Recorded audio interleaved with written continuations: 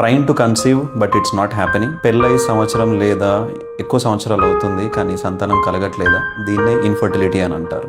Infertility మన ఇండియాలో దాదాపుగా 15-30% కపుల్స్లో కామన్గా చూస్తూ ఉంటాము. సో ఇన్ఫర్టిలిటీలో 2 ప్రజెంటేషన్స్ ఉంటాయి. ఒకటి primary infertility and secondary infertility. Primary ఇన్ఫర్టిలిటీలో ఎలా అంటే పెళ్ళై సంవత్సరము లేదా దానికంటే ఇంకా ఎక్కువ సంవత్సరాలు అవుతున్నాయి కానీ ఇంతవరకు ఒకసారి కూడా ప్రెగ్నెన్సీ అవ్వలేదు అని అంటే కనుక దాన్ని ప్రైమరీ ఇన్ఫర్టిలిటీ అంటారు. అదే సెకండరీ ఇన్ఫర్టిలిటీ ఏంటి అని అంటే ఆల్రెడీ ఒక పాపో బాబో పుట్టిన తర్వాత మళ్ళీ సెకండ్ ప్రెగ్నెన్సీ కోసం ట్రై చేస్తున్నారు కానీ అది అవ్వట్లేదు అని అంటే దాన్నే సెకండరీ ఇన్ఫర్టిలిటీ అని అంటారు. సో సహజంగా ఇన్ఫర్టిలిటీ అనేది ఓన్లీ కేవలం ఆడవాళ్ళలో మాత్రం కాకుండా మగవాళ్ళలో కూడా ఉంటుంది. ఇన్ఫర్టిలిటీలో చాలా కారణాలు ఉంటాయి.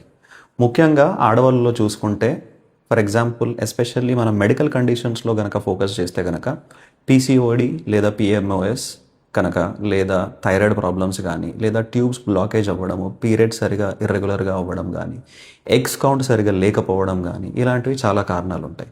అదే ఇప్పుడు మనం మగవాళ్ళలో చూస్తూ ఉంటే కనుక వాళ్ళ స్పర్మ్ కౌంట్ తక్కువ ఉండడం కానీ లేదా ఎరెక్టైల్ డిస్ఫంక్షన్స్ కానీ మరి ఇంకెన్నో కొన్ని అలవాట్ల ప్రకారంగా కూడా వస్తాయి. ఫర్ ఎగ్జాంపుల్ లైక్ ఎక్సెసివ్గా స్మోకింగ్ చేయడము లేదా ఆల్కహాల్కి బానిస అయిపోవడము, ఇట్లాంటి కండిషన్స్ కూడా ఇన్ఫర్టిలిటీకి అంటే సంతానలేమికి దారితీస్తూ ఉంటాయి.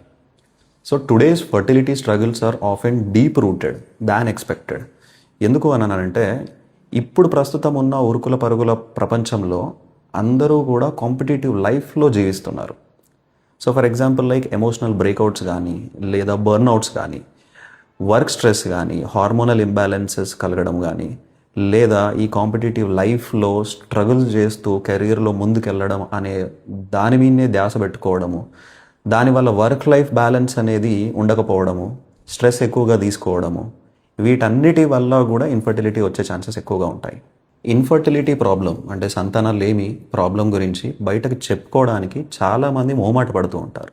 ఓకే, కానీ ఇక్కడ ముఖ్యంగా గుర్తుంచుకోవాల్సిన విషయం ఏంటి అని అంటే ఎప్పుడైతే ఒక దంపతులు ఒక కపుల్ అనేది వాళ్ళ ప్రాబ్లం వాళ్ళు యాక్సెప్ట్ చేసి ఆ ప్రాబ్లమ్ని దాన్ని అర్థం చేసుకొని ఎప్పుడైతే డాక్టర్ని కన్సల్ట్ అవుతారో వాళ్ళకంటూ ఒక సొల్యూషన్ అనేది దొరకడం జరుగుతుంది. లేదు అని అంటే ఆ మొహమాటంలో ఈ ప్రాబ్లం చాలా రోజుల వరకు దానికి సొల్యూషన్ అనేది దొరకకుండా ఉండకపోతుంది. హోమియోపతిలో వీటన్నిటి గురించి కూడా పరిగణనలోకి తీసుకొని వీటిని అనలైజ్ చేసిన తర్వాత కపుల్స్ని ఇద్దరిని కౌన్సిలింగ్ చేయడం అనేది జరుగుతుంది. దాని తర్వాత వాళ్ళ లైఫ్ స్టైల్ కానీ, డైట్ కానీ, స్లీప్ ప్యాటర్న్ని అనలైజ్ చేయడం జరుగుతుంది. నెక్స్ట్ వచ్చేసేసి వాళ్ళ మెంటల్ హెల్త్ కానీ అండ్ వాళ్ళ ఎమోషనల్ హెల్త్ కానీ ఇవి రెండింటినీ ప్రతి ప్రాబ్లమ్ని సూక్ష్మంగా అనలైజ్ చేసిన తర్వాత విన్న తర్వాత అర్థం చేసుకొని వాళ్ళకి మెడిసిన్స్ ఇవ్వడం అనేది జరుగుతుంది. సో మీకు ఇలాంటి ప్రాబ్లమ్స్ ఉంటే గనక మీ దగ్గరలో ఉన్న హోమియోపతి డాక్టర్ని కన్సల్ట్ అయ్యి ప్రాపర్గా సొల్యూషన్ తీసుకోండి. ఓకే, మరిన్ని ఇన్ఫర్టిలిటీకి సంబంధించిన వీడియోల కొరకు మా ఆదిత్య హోమియో క్లినిక్ ఛానల్ని ఫాలో అవ్వండి. Thank you so much.